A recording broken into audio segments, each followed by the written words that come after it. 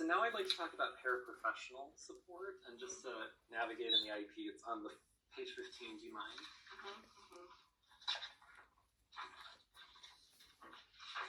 Right.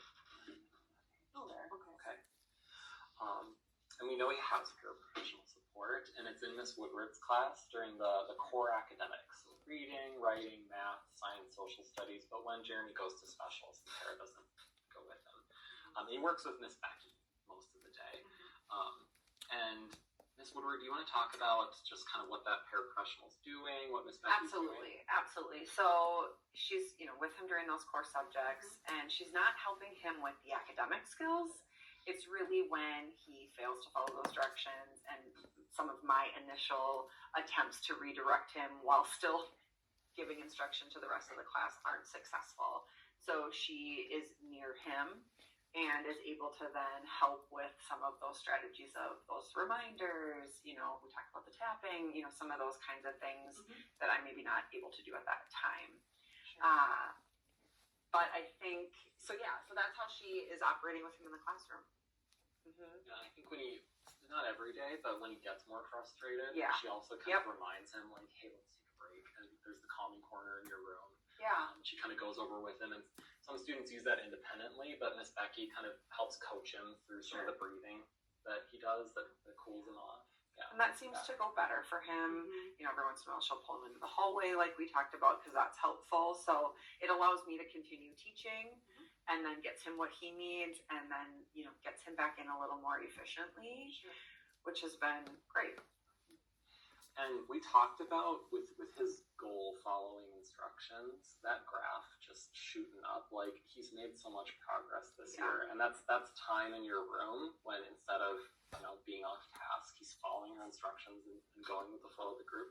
So Miss Becky's actually been hanging back a little bit, because it's not, she wants to lean back as much as possible and let Jeremy just be with his peers and fly. So I'd like to talk about the amount of time that she's in there, because I think with the growth that Jeremy's made, I'd like to propose we consider, like, hey, can we pull that back? Because she's already in your room, Miss Woodward, just kind of sitting back because he's being so successful. Yeah, I mean, I'm really excited that we're talking about this, because he has been doing so great. And in reading, which is a strength for him for sure, writing, social studies, and science, he's really not needing that support at all, which is a huge celebration. He's still, as we've discussed, math is harder for him. So, I mean, even if we could pull back and not have her providing that support during those other subjects, but just during math, which tends to be more of a trigger, I think that'd be a great move forward for him. What do you think? I'm feeling a little bit nervous. Sure. He just loves Miss Becky. I know, so we all love much. Miss Becky. Yes.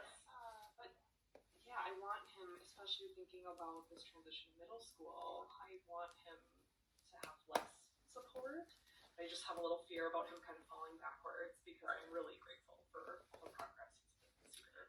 Yeah. He's made that progress, and I'm bringing it up because I think we consider, like, pushing him, like you brought up, like with middle school coming up. What questions do you have? I guess one thing, given he does just adore Miss Becky, I'm just thinking about how this works. Like, how does that change happen, and what can I do at home too to kind of talk him through that? I just know changes can impact him, and I really want to make sure that we're supporting a difference in his day. Well, after this meeting, I would write it up if we agree to the proposal and send it home, and then you'd have that 2 weeks to kind of think it over. We don't have to make a decision today, and and if you have questions come up once you drive home, just give me a ring or an email, and we'll talk through it.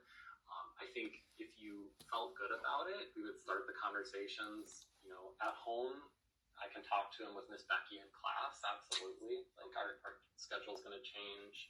I think we emphasize, like, you're still going to work with Miss Becky during math, because we don't want him to hear, like, things are changing and have that wall go up, right? And to hear pretty early on that, like, hey, she's still going to be here during math, which is when, they're currently interacting the most. In reading, I was in there the other day and just, they didn't speak once. Okay, that makes me feel a little better. Well, and I think what I'm hearing the teachers report is that, and what we've all kind of agreed on is that there's been a lot of progress. Jeremy's really done a great job this year, and it's kind of that emotional, thing that happens when our kids become more independent. And like I hear you want him to be supported, you want him to be successful, you don't want to like have that progress he's made go backwards. We don't want that either. And what I'm hearing from this conversation is he really doesn't need that support anymore. And so by keeping it in place, we're somewhat limiting his ability to be independent. Mhm. So while Mr. Van said, yes, you have the 2 weeks to kind of think about it, I would also like you to really kind of consider the fact that it's really no longer needed. And that's a really kind of a celebration. And it's not necessarily, we've always partnered together and tried to move and accommodate things that Jeremy needed. And so if we do this and we make this change and maybe it's a little too much too soon, we can always have the flexibility to bring it back. We're not going to let him sit and fail and not do well before we make a proposal to bring that support back. Yeah, that makes me feel way better. Okay.